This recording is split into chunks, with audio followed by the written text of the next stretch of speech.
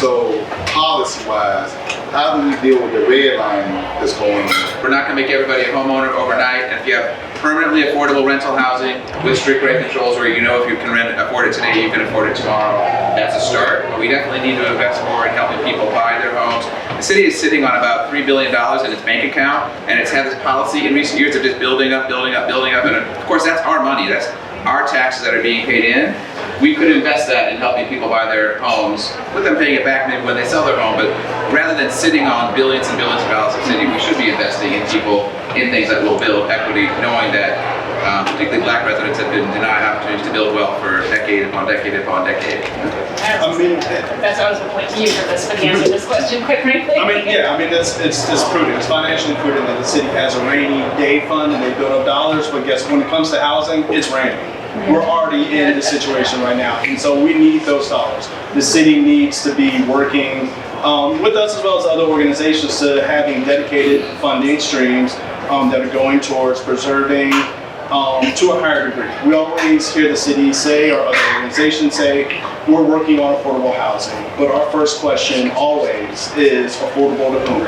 So I think that there's two things, and one is the really important piece that Land Trust is doing as our limited equity cooperatives, which is taking properties outside of the speculative market, right? So we have a lot of people who buy, they'll sit on the property, wait till it gets expensive, right? We saw Sanford Properties was doing that all over the part of the city.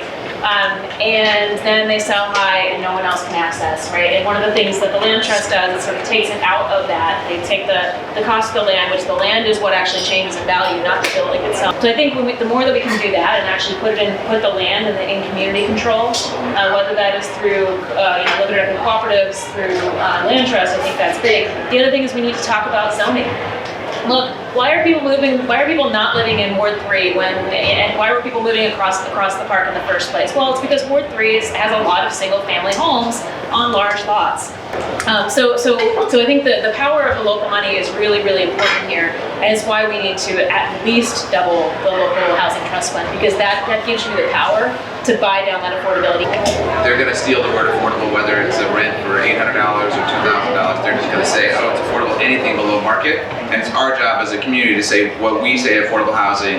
We just need to be clear about very specifically what income level we want to serve and say that that's our priority, that we want the next goal of the city to be helping everyone with income below 30% area median income, less than whatever that is, $35,000, before you meet the needs of higher income folks. How do you get your neighbors onto our side with that narrative?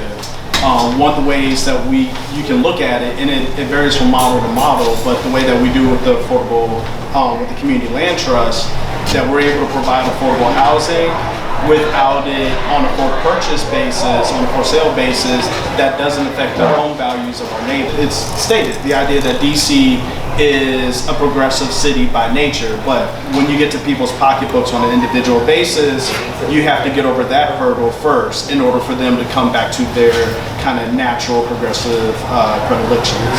Look what happened to Cheers. Look what happened with Mike at Citations. It wasn't that he wasn't a good business. It wasn't that he wasn't packed every day. It was that nobody in this city said, guess what? This is a black business that he came here with nothing and he built it from the bottom from the ground up, right?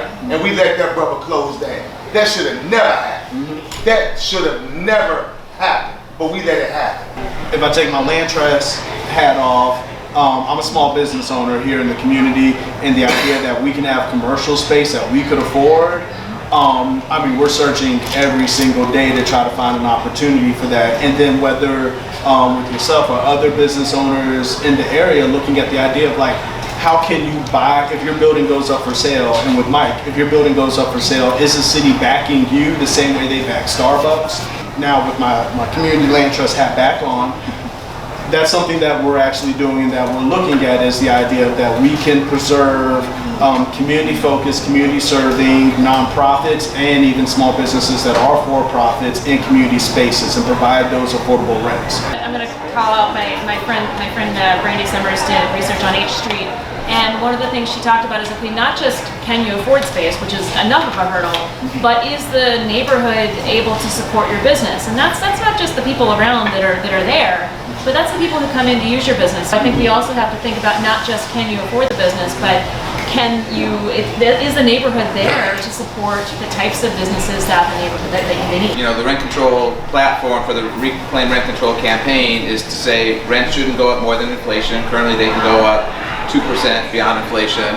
Under current law, if a unit becomes vacant, the rent can grow 10%, which means in any building over time, the units are going to become unaffordable just because the turnover. It also means landlords have an incentive, to push people out. So under the Reclaim Rent Control platform, it says the unit becomes vacant, the rent stays the same. It would close the loopholes that currently allow landlords to make a deal where they'll tell current tenants, we're going to keep your rent low if you'll sign a voluntary agreement that allows us to raise rents a lot when the units become vacant. So it's pitting current tenants against future. The Reclaim Rent Control platform says we need to eliminate that as well. I mean, all those things would make sure that rent control covers almost every apartment in the city.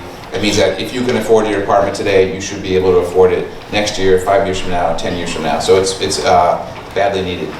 Just bring it back down, to the ground level is the idea that we're not looking as a city at hyper-local AMI.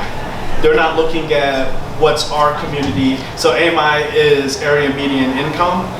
And so they're looking across the whole metropolitan area to say that the average family here in DC is making around $120,000, $117,000 is their income. That's not me and my family. I don't know if that's you and your family. We aim to be there one day. But the idea of that, we're not looking hyper-local with the idea of like, what's affordable for your neighborhood? What's affordable for my neighborhood? We really have a chance, not just in DC, but throughout the country, because people are paying attention. We have to mobilize and really work together to address these issues. And if we don't come back out to address it and work together, if we don't go down to the council hearings when these things are going on, then I'm telling you, the same thing will keep on happening, right? Negative things happen where positive people do nothing. That's just a fact. And it's our fault if we are conscious enough to know what's going on and then we don't act on it. We have nobody to blame but ourselves at that point.